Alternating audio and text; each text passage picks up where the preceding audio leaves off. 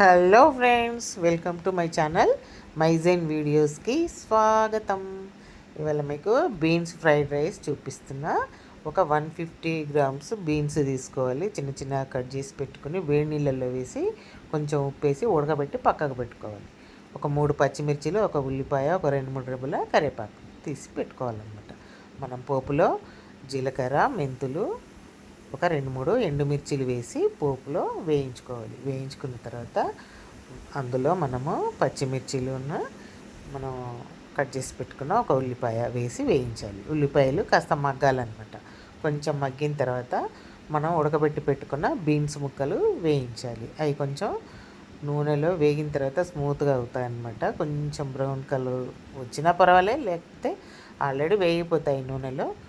తర్వాత వాటిని మంచిగా వేయించుకున్న తర్వాత మనం అన్నం కలుపుకోవాలి. ఆ అన్నంలో ఏంటంటే జీలకర్ర, ధనియాలు, మిరియాలు వేయించి పొడి చేసి పెట్టుకోవాలి. పెట్టుకొని ఒక స్పూను కలుపుకోవాలన్నమాట. ఒక ముగ్గురికి సరిపోతుంది ఈ అన్నము.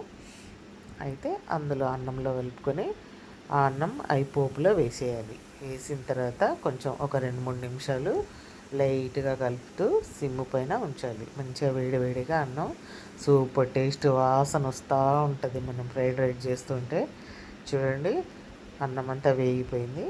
వేగిన తర్వాత super tasty beans fried rice ready అయిపోయింది. చూడండి, కొంచెం కష్టపడితే మనం ఏ వెజిటబుల్స్తో అయినా ఫ్రైడ్ రైస్ చేసుకోవచ్చు. మనకు హెల్దీ అనమాట.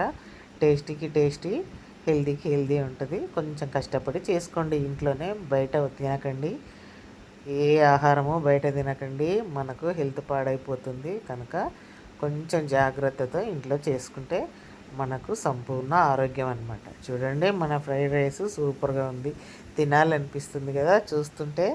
చూడండి, ఈజీ మెథడ్తో చెప్పాను. చూడండి, ఓకేనా? Thank you friends. మన ఫ్రైడ్ రైస్ సూపర్గా ఉంది. టేస్ట్ చేయండి ఒకసారి. ఇంట్లోనే చేసుకోండి. Thank you.